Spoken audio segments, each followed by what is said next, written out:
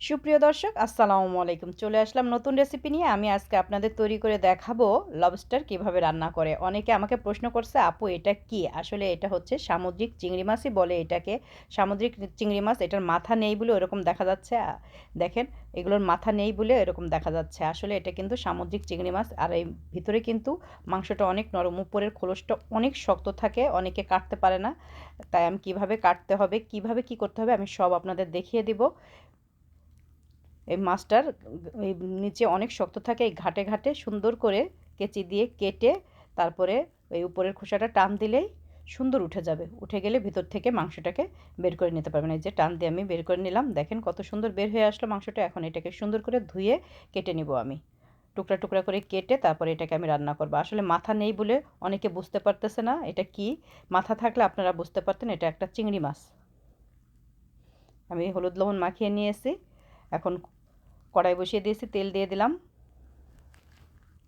তেলটা গরম হয়ে গেলে আমি এখানে মাছগুলো দিয়ে দিব। খুবই টেস্ট এই মাছটা, আমাদের দেশেও পাওয়া যায়।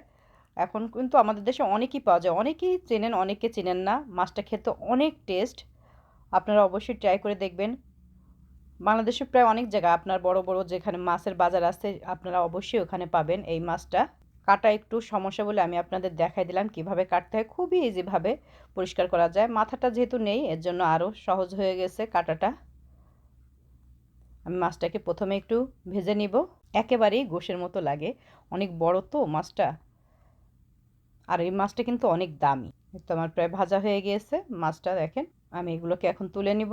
পুরাই চিংড়ি মাছ, চিংড়ি মাছই তো আসলে, এটা সামুদ্রিক চিংড়ি, খুবই টেস্ট লাগে খেতে। আমি সবগুলো তুলে নিলাম। আমি এটাকে ভুনা করব। এই তেলের ভিতরে আর একটু তেল দিয়ে দেব আমি। আর একটু তেল দিয়ে এখানে আমি বেশ কিছুটা পেঁয়াজ কুচি দিয়ে দেব। সব ধরনের ভুনাতে একটু পেঁয়াজটা বেশি লাগে। দিয়ে দিলাম বেশ কিছুটা পেঁয়াজ কুচি। পেঁয়াজটাকে একটু প্রথমে ভেজে নিব, বেশি ভাজবো না। হালকা একটু নরম হয়ে আসলে তারপরে আমি এখানে একটু মশলা দিয়ে দিব।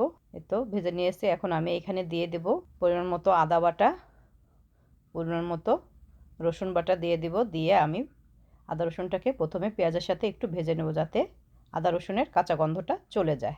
ভেজে নিয়েছি। এখন আমি এখানে দিয়ে দিব একটু হলুদের গুঁড়া আর মরিচের গুঁড়া। এই তেলের ভিতরে হলুদ আর মরিচের গুঁড়াটা দিলে তরকারির কালারটা অনেক সুন্দর আসে। পরিমাণ মতো হলুদ এবং মরিচের গুঁড়া দিয়ে দিলাম। দিয়ে এখন এখানে আমি দিয়ে দিব সামান্য একটু পানি, মশলাটা কষানোর জন্য আমি পানি দিয়ে দিব এখানে।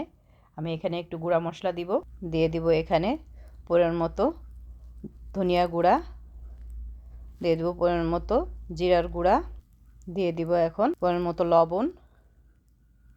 দিয়ে মশলাটাকে খুব সুন্দর করে কষিয়ে নিব। কষিয়ে নিয়ে তারপরে এখানে মাছটাকে দিয়ে দিব। মশলাটা খুব সুন্দর করে কষিয়ে নিতে হবে। দেখেন উপরে তেলটা ভেসে উঠেছে। এখন আমি এখানে মাছগুলো দিয়ে দিব। মাছটা দিয়ে এই মশলার সাথে একটু কষিয়ে নিব। প্রথমে কষিয়ে নিয়েছি আমি, এখন এখানে পরিমাণ মতো একটু পানি দিয়ে দিব।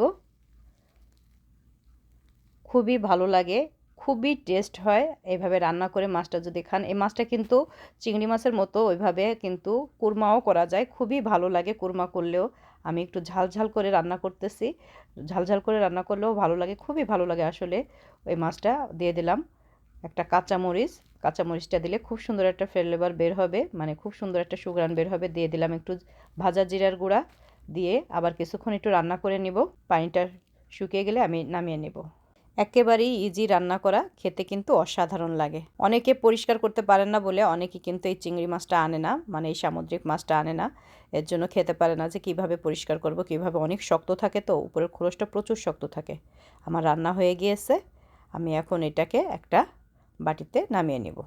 দেখেন কতটা সুন্দর হয়ে গিয়েছে মাছটা, অনেক সুন্দর হয়েছে রান্নাটা। তৈরি হয়ে গেল আমার মজাদার লবস্টার রান্না। কেমন হলো অবশ্যই জানাবেন। যদি ভালো লাগে লাইক কমেন্ট শেয়ার করবেন।